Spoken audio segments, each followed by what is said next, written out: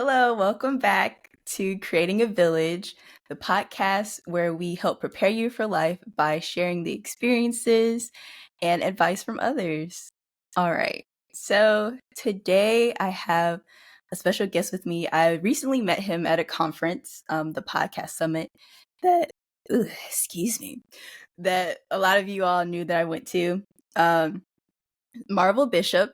And so please introduce yourself. Let the people know what's up.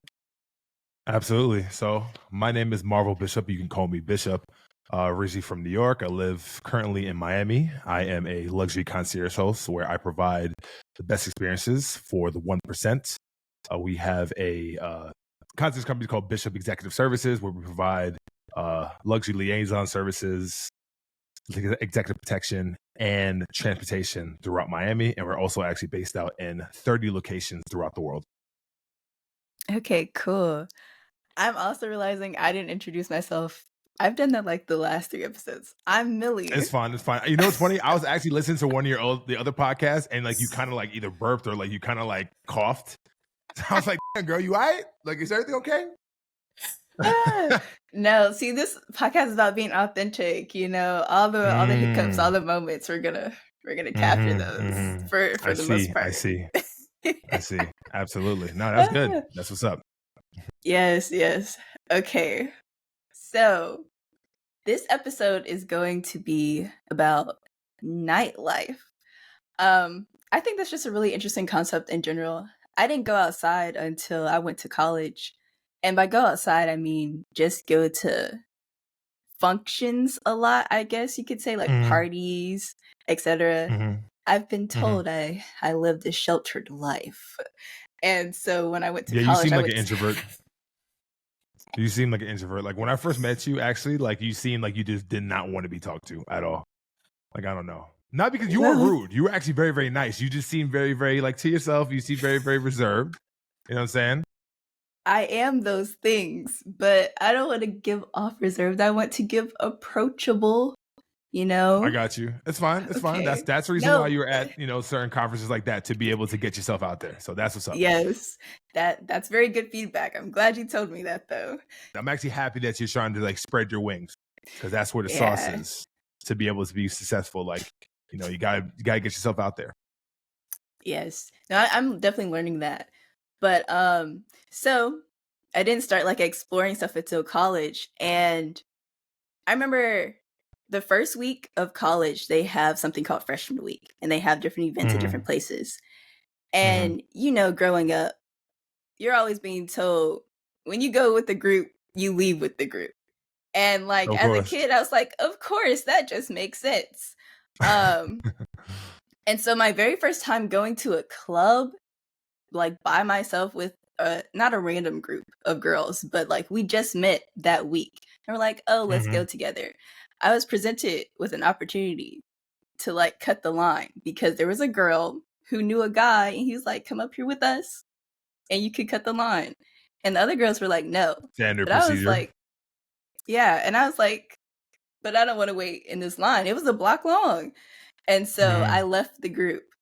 And I didn't realize until like after the whole thing. You left the group, dog. You left the group. I've learned my lesson. I can't do that because, you know what I'm saying? Because listen, as a luxury concierge, so if you actually come here to my city and I'm hosting you and you're coming out with me, we having a good time, you mean to tell me that any given moment you're just going to just leave me? That's crazy. I'm not going to say I'm not, but I would tell you. I'm not going to say I'm not, but I'm not going to say I am too. And it's like they knew where we were going, essentially. And we all met up as soon as they got into the club, like 30 minutes later. But the point of me bringing up the story was, so when someone is getting introduced to like the nightlife, the club scene, I guess, going out into the world to live it up, if you will, what are some of the like steps and things they should adhere by, such as when you go with the group, you leave the group? We did leave together. I will say that. Okay. You left together. Okay, cool. Yes. You wouldn't I wouldn't allow you back in my circle if you wouldn't do that. You're not gonna be with my group for the night. Like, oh, where are you gonna leave me? You know what? we didn't talk after that, but because that makes sense, because I was like, goodbye. But I left with one of the girls. 18. 18? I mean, how old are you now? I'm 23. Okay, all right, it's 5 years ago. Okay, cool. You live and you learn. Things happen. Exactly. It is what it is. Yeah, you know what I'm saying? Everybody, listen, including me, everybody was young and dumb. You know what I'm saying? Things, it is what it is. You learn your lessons. Yeah, I actually think it was a really smart decision because I didn't have to wait in line for 30 minutes. But anyway. Well, no, it was. I get it. Listen, life is about, choices and trade-offs. So you got what you got. So I understood. Yes. But yeah, so what are like some things in the nightlife area, I guess, just to kind of start off the conversation? So I mean, there's different levels. But as far as like nightlife and hospitality and like that space, there's a whole bunch of things you can do. I mean, there's the clubs, there's the bars, there's the lounges. If you're kind of like a fist pumper type of person, you can go to like either Live or you can go to like different spots, maybe like 11. If you want something more easy going, so like for instance, like during the weekend, whenever you come to Miami, like one of the places I feel like I would definitely take you at is actually Red Rooster. Okay. So Red Rooster just recently opened up in Harlem, New York. Don't necessarily know what year, but it's definitely Afrocentric. It's soul food. It's definitely the Black community definitely goes there and definitely congregate there. And Friday and Saturday nights they actually have Afrobeat nights, and they have like R&B and also like dance hall. But that place is like it's a great mixture of. If you want something kind of a little bit sophisticated, but you still want to get after it, you still want to dance, you still want to like have fun with your girls, you can definitely go there. So I have 2 questions. Does Red Rooster? I hope you have more than 2 questions. No, does Red Rooster have couches to sit down? Is it like a place where you have to buy a table or something? Yes. So you usually need to actually buy a couch or like buy a section to actually sit down usually. Okay. That's one of the things about, and that's actually like one of the things of Miami that is very, very prominent. Like, if the places you want to go to as far as like those type of venues, they definitely encourage obviously VIP service. Of course. So now I will say this, there's other places where if you go, like they're not going to necessarily like hound you if you sit there, even if it's a VIP table. But like in the higher places, like they see one thing about VIP sections is that, they don't want to make it seem like necessarily like anybody can just sit there. Because think about it, if you pay $5,000 for a table, right? And you're going to go, right? Doesn't matter where you go, but one of the high end places, right? And you go there with your group. And before you go there, you see other people sitting at your section. That could be a problem. I mean, that is a problem, honestly. It's like, wait a minute, I pay $5,000 to sit at this section for me to get bottles. So why do they have the privilege to be able to sit there when they haven't even paid anything? Question. Okay. Yes. I'm going to try to remember my other one. With buying the table, so you said with getting bottles, you have to also still pay for the bottles then too. So you pay $5. No, so here's the thing. So, and this is actually a really big misconception with a lot of people who want to get VIP service. Most of the time, when you buy a section like the real estate, right? But it also comes with a minimum of spend. So if you spend, if you have a $5,000 minimum, and you have $5,000 plus tax and gratuity. That's depending on where you're at, the percentages go up and down of what you need to spend to be able to meet that minimum. So if a bottle of champagne costs $1,000 and your minimum is $5,000, you need to spend $5,000 to meet your minimum. Does that make sense? Oh, yeah. Okay. Yeah, a lot of people, I get a lot of questions like that whenever especially new clients that come here. It's like, oh, it's $5,000. Okay, so but how much are for the bottles? I'm like you have to spend the bottles to be able to that. Like it's not a separate charge, which kind of makes me think otherwise. Like I guess people kind of like take advantage of people. Like, oh yeah, it's actually $1,000 to actually sit here, but then it's also another $5,000 to like buy the bottles as well. So so that's definitely a misconception that a lot of people I like to debunk.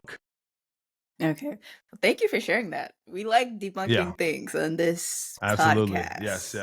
Yes.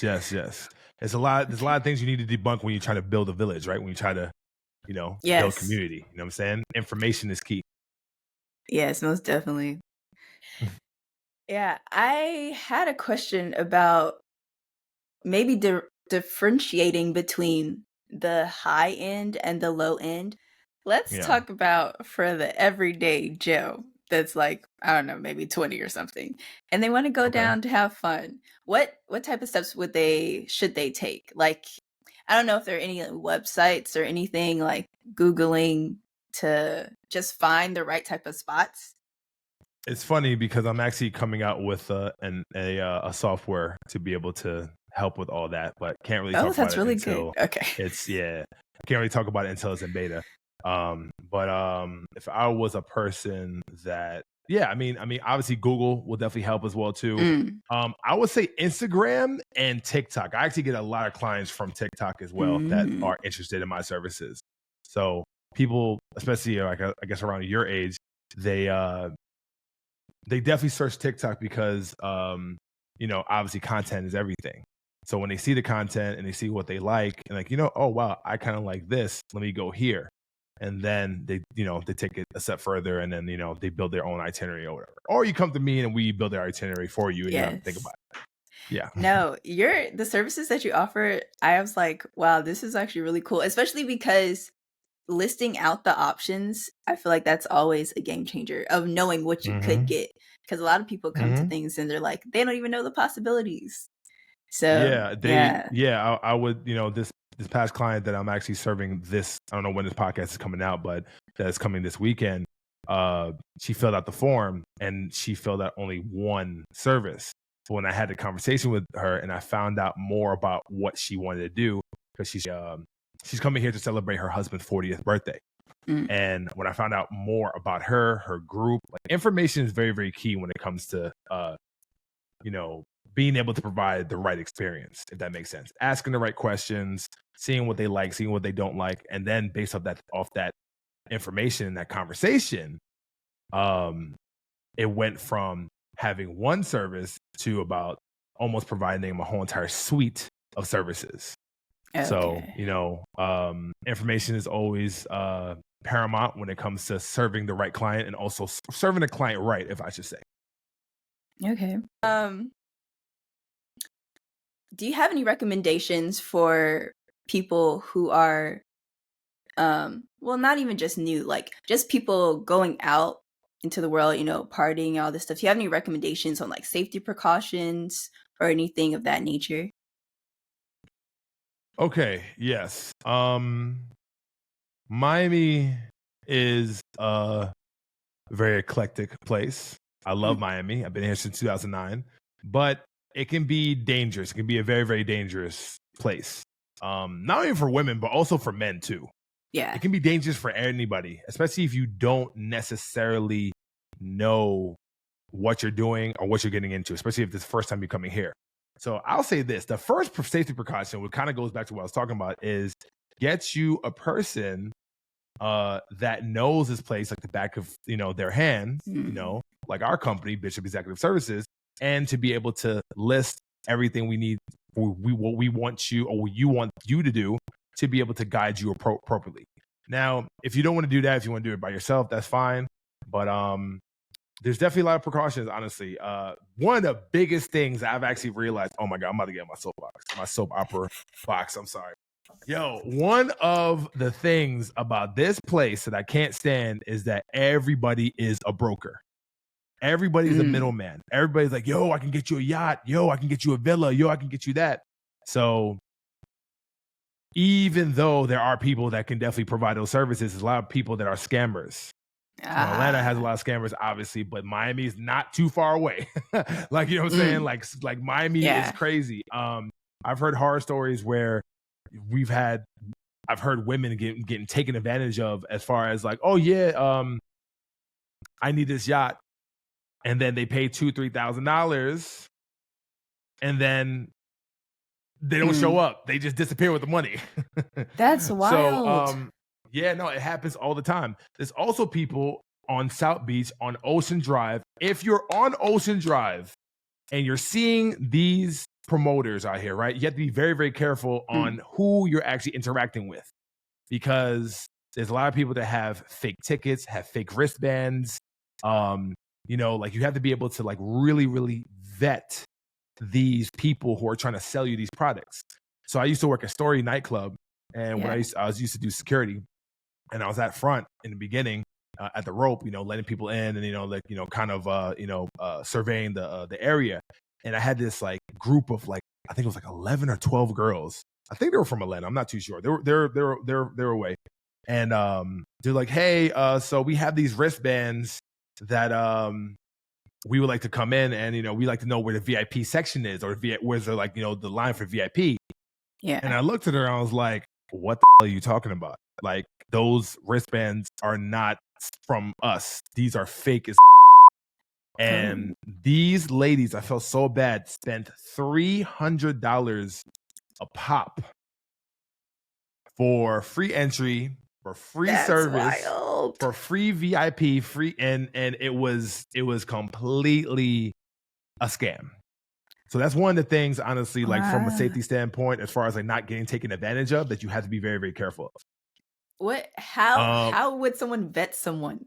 Like how do you do that?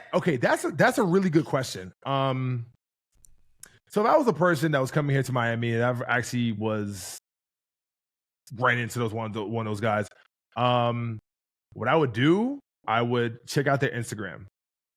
Okay. I would see, how girls, whatever, you like a guy or whatever, what I'm saying? What do you do? Like, for the first things, what's one of the first things you do, Jada? Come on, don't act dumb. Like, what? You check out the Instagram, right? Because what oh no, now it's like, I don't know. I'm teasing. No, you check out their Instagram because you want to see what they're all about, and then you do digging if you do digging a lot more. Okay. So what I do is I do that. If I would do that, I'll search their name. I would need their first and last name as well too. A lot of these people that are promoters, they be having, stage names and J Fly 100 or whatever. No, I need your full name. I need your full name to see who you are, to see who am I buying this product from, if that makes sense. If you're actually a person of integrity. So I would do that. And then also, I wouldn't necessarily go with the first person that stops me that is a promoter, because if you're on the beach, there's a whole bunch of promoters. Obviously, there's a whole bunch of people. So, don't go to the first person. Go to the second or third person and see who's obviously the realest and who actually does this. Now, I'm not saying that everybody's a scammer out there in Miami. I'm not saying that. There are a good amount, but most of them are. I'll say about maybe 60 to 65% of them are legit. But the number one way to avoid that is to hire an independent host. So you ain't got to worry about none of that. Because I don't worry about trying to steal $300 or $3,000 from a group of women. Because what's $3,000? Like, its reputation is very, very big in this city. And that's what I really pride on. So I have no reason to scam. I have no reason to try to steal. I have no reason to lie, because that $3,000 that I will think that I will try to come up will actually burn me in the future, because your reputation is everything. You need to protect your reputation with your life. Oh, that's a word. That's a word right there. Yeah, definitely. No, definitely what you were saying about not going with the first person. My dad always does that. Like when we travel, he'll go to someone and like they'll try to sell something. He's like, I'm gonna look around first and then we might come back. But I'm always like, just get this. I definitely need to work on that, not going with the first person. And, it definitely helps. It definitely helps. Yes. Okay. Oh, I have a really good question. So we're getting into this kind of digital currency age. Like, we have tap to pay, Cash App, Venmo, all of those different things. Do you think it's still kind of crucial to carry cash with you when you go out? So I've always had the saying where cash is king and credit is God. Okay. So credit is God, because credit only works if you believe in it, if that makes sense. Cash will always be the number one, honestly. I guess for me, But I guess for like accessibility and being able to pay, I guess with speed, Mm. um, having Venmo, having Zelle, having all this PayPal and all this Cash App, is definitely obviously very, very important. These venues are actually starting to get hip now, and they're starting to have a POS system where, like for instance, 11 just started accepting tap to pay. Okay, so they're Yeah, getting with the which times is now. yeah, definitely, yeah, absolutely. Because the thing is too is like if you have that, there's definitely a level of fraud you can actually have. You can actually be able to Oh.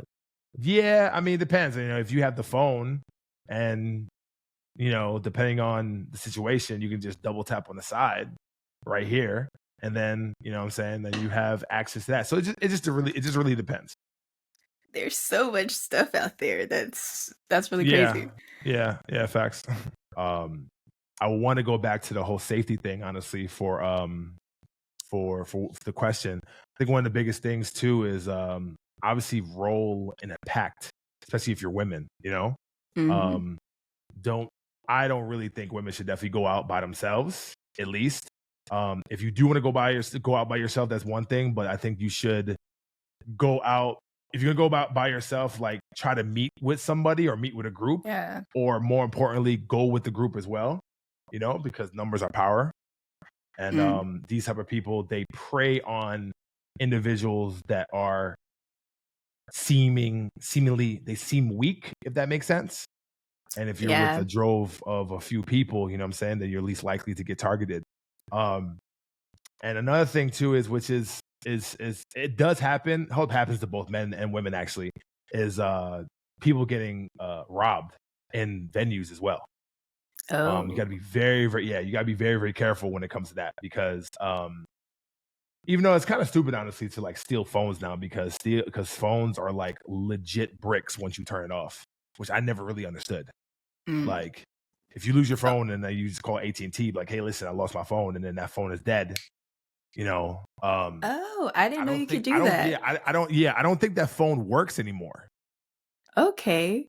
So it's like credit cards, like when you say I lost my credit card and then they like freeze it. Yeah, I had from no my idea you could knowledge, do maybe I could that. be wrong. Yeah. No, but that would make sense that they would have like that safety system in place to hmm some extent. Because at least like I know with Apple, you can do the whole find my iPhone thing. So you'll be able to like, because my aunt lost her iPad and we went in there and they were able to delete all the passwords that were on that Yeah. device and It's still keep them on literally the other one. So, is a brick. Like, it's literally a brick once you swipe off all the information and you kill it. okay. Oh, I want to ask you about your experiences in nightlife, just that you've had personally, if you've learned anything significant from any of the experiences, or if you just had fun, like your experiences have been good, like you as not a host but as a party goer. Oh, as a person who actually enjoys the hospitality parts, what have I learned? Yeah. Mm-hmm. Man, because I mean, I'm rooted into my business, so that's a very, very interesting question. Um, hmm, what have I learned? I've learned that people are interesting, to say the least.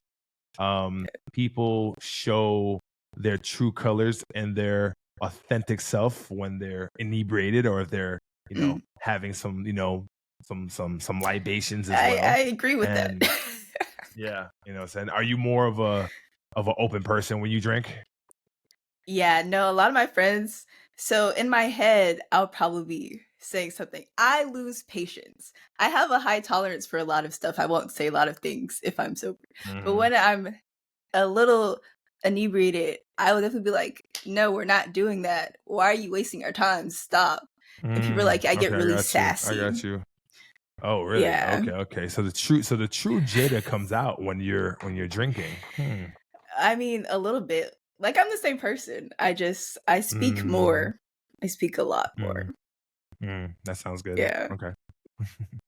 Man, that's a really good question, honestly, because that's all I have as far as on a personal standpoint. Mm. Um, you get to know people on a different level. That's one thing. Um, Have and you then learned also too. oh, Go ahead. This is your show. This is your show. no, This is your show, sweetheart. Go ahead. No, but you were about to say something. I want you to say what you're going to No, say. but it's fine. It's fine. It's fine. No, I want you to go, please, please. Okay, I was going to ask, have you learned what type of like not parties, but just situations you like to be in based on what you've seen, or situations you know you would never find yourself in because of what you've seen? But like as an individual, not as a host, do you think you prefer going out to clubs? Because I know when some people work in a space, they get disillusioned to things. Yeah, I would say that working in nightlife and hospitality has definitely robbed me of my enjoyment of going out. It has, because every time when I do go out, even when I'm not working, it's still a level of work because I can actually meet potential clients to be able to serve them, which is fine by me because I'm not really like sad about it. You know what I'm saying? Because I'm at a point in my life right now where I don't just inadvertently or just randomly go out for no reason, if that makes sense. Like I'll go out like thing about me is I always go out by myself. I never go out with a group. Why not? Like, where did that come from? Why not? Because man, I like to be my drummer to my own beat. Okay. Like when it's time for me, when it's time for me to leave and it's time for me to like do my thing, I'm not trying to be haggled by like, oh man, you know, my friend wants to come or my friend wants to stay and I gotta stay with her or I gotta stay with him. Nah, when it's time for me to leave, yo, I'm out. No, so, I definitely relate to that. And then also too, like when I do go out, like I'm able to operate in a different fashion, like in a more of a self-sufficient action as far as like, okay, I'm going to live, I'm going to meet a couple people. I go here. I don't have to worry about anybody. Like if I'm going with a group, like I have to like, and I'm also like naturally like embedded into like what I do as a career. Cause like I'm just naturally like a hospitable and like, you know, I serve people. So it's like, even when I'm not working and I am working, I still do what I need to do as if I'm getting paid. So I would rather just go out by myself to be able to not necessarily worry about and just do what I do, execute, meet my people. And I don't have to just, if I don't want to stay there, cool. If I do want to stay there, all right, I'm fine. Like if I do go out, it would be one person. I don't go out with droves. I don't go out with crowds anymore. Okay. That actually makes a lot of sense. Like now that I'm thinking about it, like thinking back on college when we would all meet up at someone's place and then go out and be like, oh, we're waiting on Susie. Oh, we're waiting on these people. Nah, I don't know how that women do it, dog. That be pissing me off. Sorry for cussing. You literally told us to stick together. You just said that. So that's what we do. Instead of traveling by ourselves, we stick together. And yes. See, now that we live in different places, we just usually just show up at a place now. And then someone would be like, okay, I'm leaving.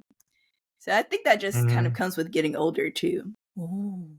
I have a great question, I think. Whoa.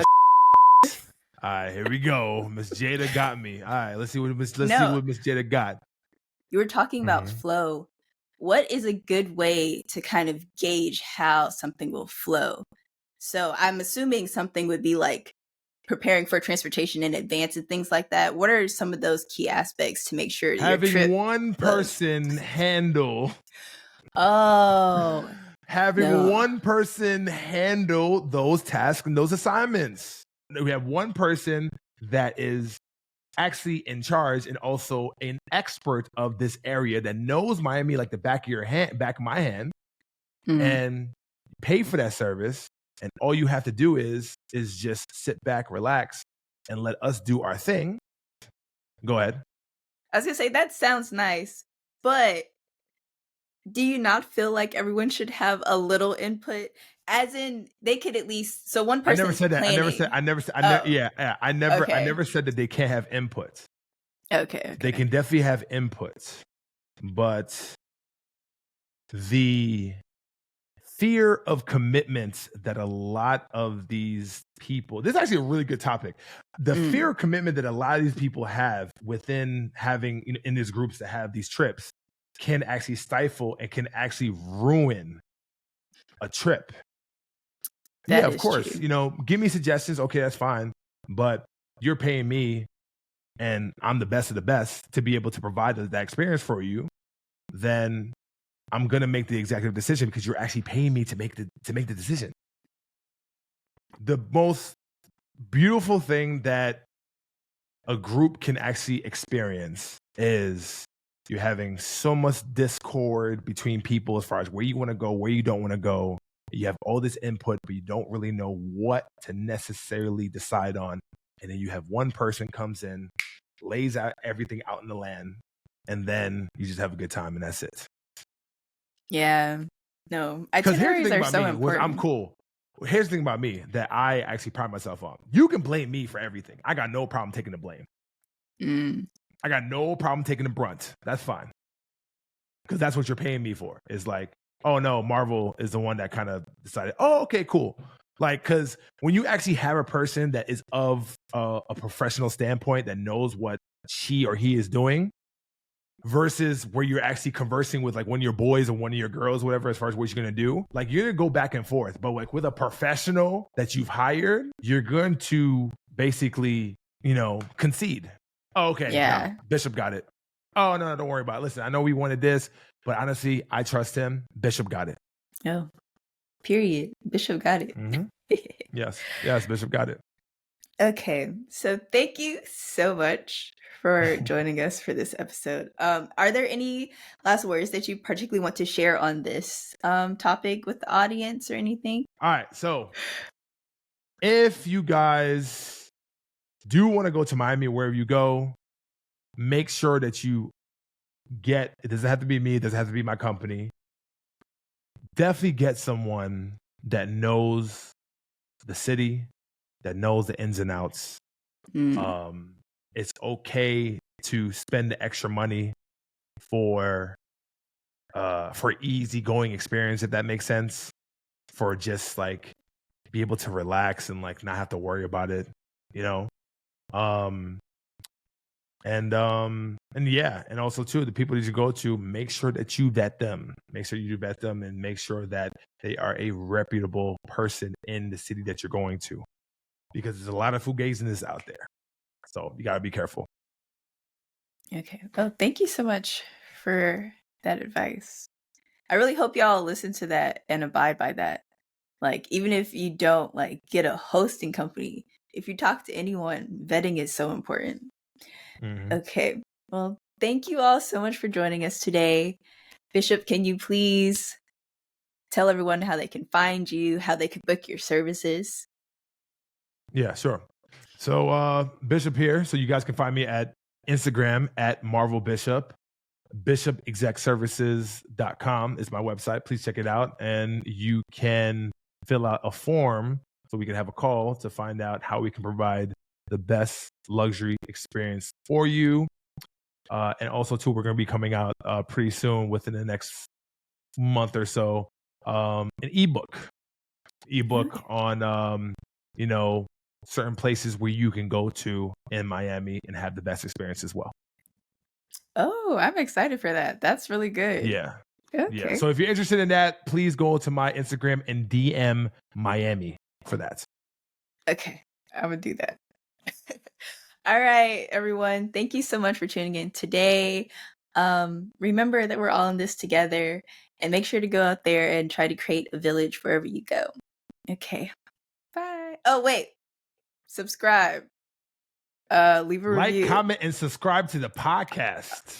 All those things. Listen to him. All those things. All those things in a bag of chips, man. Let's go.